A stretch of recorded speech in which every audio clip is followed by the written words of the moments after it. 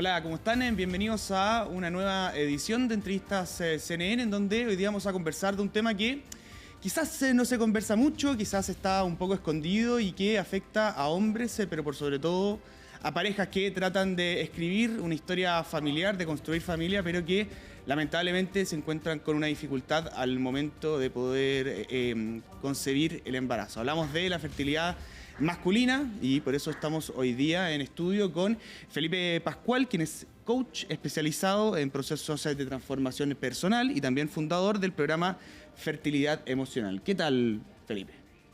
Muy bien, Federico. Muchas gracias por esta invitación para hablar de este tema a veces tan oculto, pero tan importante hoy día en el contexto de la baja tasa de natalidad que tenemos en el país y que vemos tantas personas buscando que crezca la familia. En efecto, se trata casi que un problema del siglo XXI, de estas nuevas generaciones, el tema de la natalidad, pero partamos un poco de lo que hablaba en la presentación, sobre el por qué crees tú que este problema, la fertilidad masculina, se esconde de cierta forma, no se habla tanto.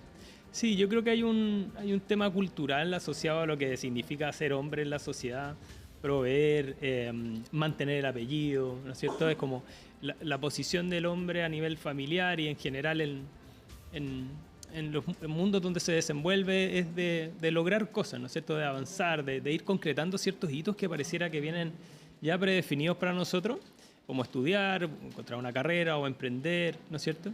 Y el tener hijos, para muchos hombres es una alternativa que viene implícita desde chico. Fue mi caso, vengo de una familia donde que la familia siguiera creciendo era algo lógico. Como hay otros hombres que hoy en día no está dentro de su ecuación o sus planes de vida, pero en mi caso, como el de muchos hombres, sí. Y pasa que cuando te encuentras con una dificultad en este camino de la paternidad, se genera un quiebre muy profundo en la identidad, en el sentido de mi rol en la sociedad y en los grupos a los cuales vamos perteneciendo. Y eso a mí me pasó a los 30 años, que es parte de lo que vamos a conversar hoy día, que significó un quiebre total en mi mundo emocional, en cómo mi relación se siguió desarrollando en ese entonces, en que por mucho que yo pudiera seguir logrando cosas a nivel profesional, veía que otros hombres avanzaban y avanzaban en sus planes de vida y planes de pareja, pero esto vino a poner un freno grande y doloroso. Un freno que finalmente va en la línea de poder manejar las expectativas, quizás, y también sobre quizás los roles de género que tenemos en esta sociedad. ¿Por qué no profundizamos en eso? Quizás contando tu propio caso, que en este sentido sí, tú has tornado tu vida a esta situación. Sí. Cuéntanos un poco de por qué tomaste la decisión de poder pedir ayuda y también de hablar de este tema.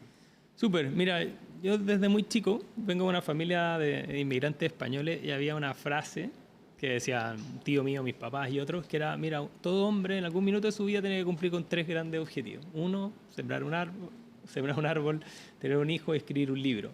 Y tener un hijo era casi que el primero de esos objetivos. Y la verdad es que yo hice una carrera, estudié ingeniería comercial, empecé a conseguir mis primeros trabajos y me casé. Y con mi pareja de ese entonces era muy lógico, teníamos yo en torno a los 30 años, ella unos 3 años menos, oye, tengamos hijos, pero en ningún caso nos pusimos en la posibilidad de que pudiéramos tener alguna dificultad, sino que era, oye, dejar de cuidarse y la guagua va a llegar en cualquier momento. De hecho, empezar a programar qué fecha podría ser buena, ¿sí?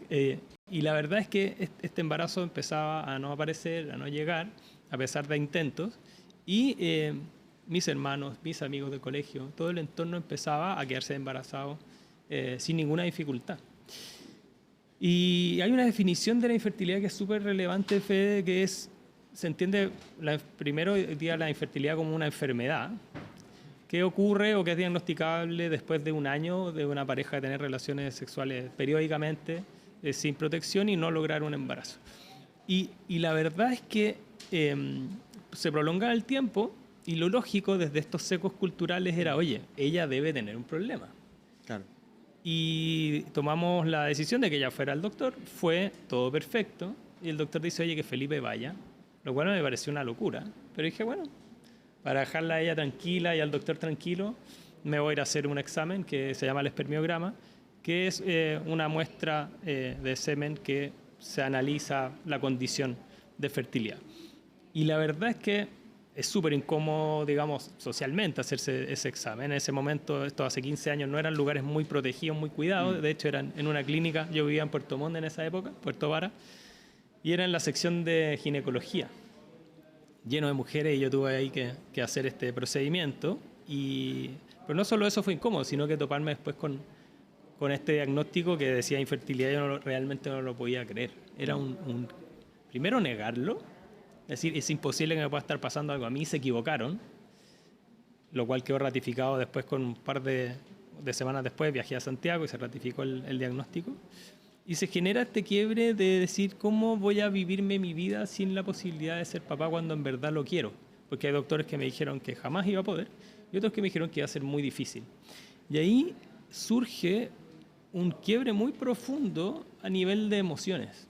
Es decir, aparece primero el miedo al fracaso, el miedo a que nunca lo vamos a lograr, el miedo a no ser suficiente. Es decir, tal vez soy muy capaz como persona a nivel profesional, social, tengo amigos, pero en ese punto, ¿cómo va a ser que no lo voy a lograr? También está el miedo al rechazo, a que la pareja se empieza a tensar, a que este proyecto de vida juntos se amenaza. Y aparece también la culpa. ¿Qué habré hecho mal? Me estaré alimentando mal, estaré teniendo malos hábitos, yo tenía mucho estrés por mi trabajo, la vergüenza, cómo me va a ver el resto, la frustración de ver que a los demás les funciona, hasta la envidia. Por lo cual, nuestra emocionalidad se empieza a encerrar en emociones muy complejas y además la infertilidad se empieza a tomar tu vida de pareja y también el resto de tus relaciones. Y Felipe, hay un concepto que es bien importante y bien profundo que tú estás hablando, que esto en general se enmarca en periodos de tiempo que son más o menos largos, el mal llamado, o sea, la llamada campaña entre parejas para poder tener hijos. En ese periodo, cuando ya tú puedes aconsejar a un hombre, cuando tú puedes tener ya una persona que se acerca a ti, ¿cuáles son las emociones, las principales emociones que tú identificas? Sí. Y también, ¿qué estrategias podrías darle para poder entender esa emoción y también trabajar sobre ella? Mira, ahí mi respuesta va en base a una analogía. Imagínate que tú tienes una cajita de huevos que esas venden en los minimarkets de 6 huevitos, no tan grandes. Que tú la abres y que vienen solo 4 huevos y están rotos. Y para mí son las emociones que reflejan las emociones que predominan en hombres con infertilidad. Culpa, vergüenza, miedo y mucha rabia, frustración. Entonces estos hombres llegan a procesos conmigo donde estas emociones se han tomado su realidad. Es decir, están muy frustrados, tienen miedo, tienen mucha rabia. Y lo que yo hago con ellos y la trabajamos juntos es cómo amplificamos sus posibilidades emocionales. Es decir, que esa cajita de 6 la transformemos primero en una docena, donde hay espacio para otras emociones, como por ejemplo la aceptación. Aceptar el diagnóstico es una parte fundamental de qué hago con eso después, ¿sí? Porque hay mucha negación, hay mucha dificultad de todavía asumir que eso te está pasando. Después hay emociones como la esperanza, creer que va a ser posible, la confianza en los médicos, en que poniendo todo en su lugar vas a aumentar la probabilidad de que esto funcione. También la compasión, de poder verte que eres parte de un grupo de personas que las cifras hoy día muestran, Fede, que el 40% de los casos de infertilidad en una pareja viene del factor masculino. Entonces imagínate que tú puedes estar en un cumpleaños de 50 personas, mixto, oye, y 7 u 8 personas pueden tener infertilidad y no lo sepan. Y de ellos el 40% pueden ser hombres, el 40% mujeres, y hay veces en que ambos podemos tener dificultades.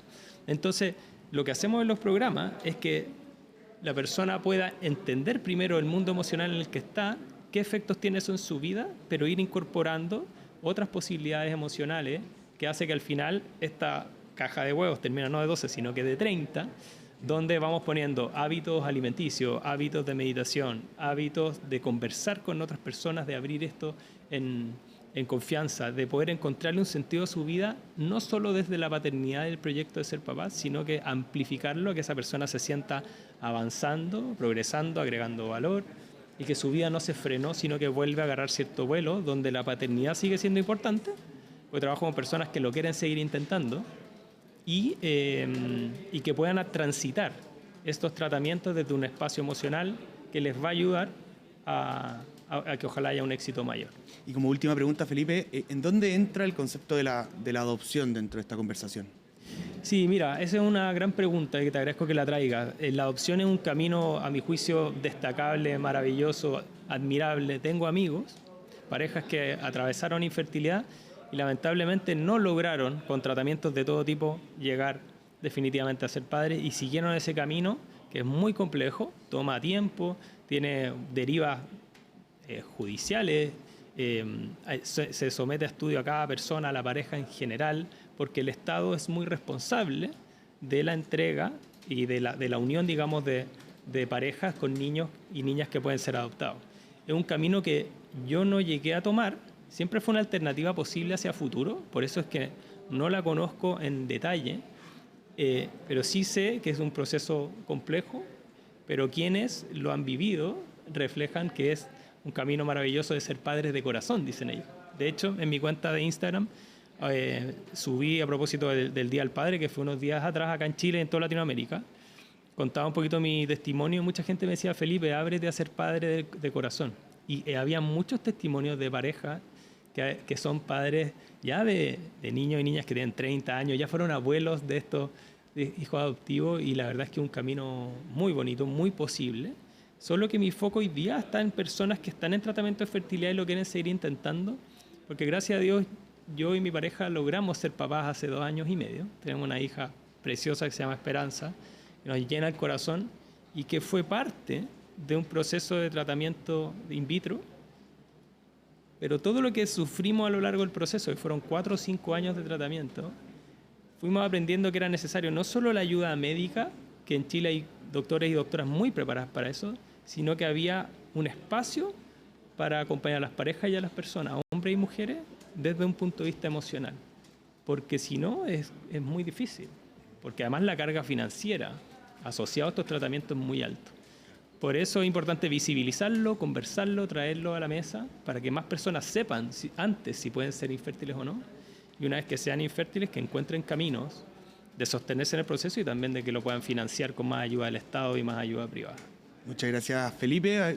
Felipe Pascual, repetimos, coach especializado en procesos de transformación personal y fundador del programa de fertilidad emocional. Muchas gracias por esta oportunidad y también cerramos esta edición de entrevistas CNN con este tremendo tema que sin duda va a tener mucha conversación. Si quiere seguir en nuestra programación, manténgase aquí en CNN Chile.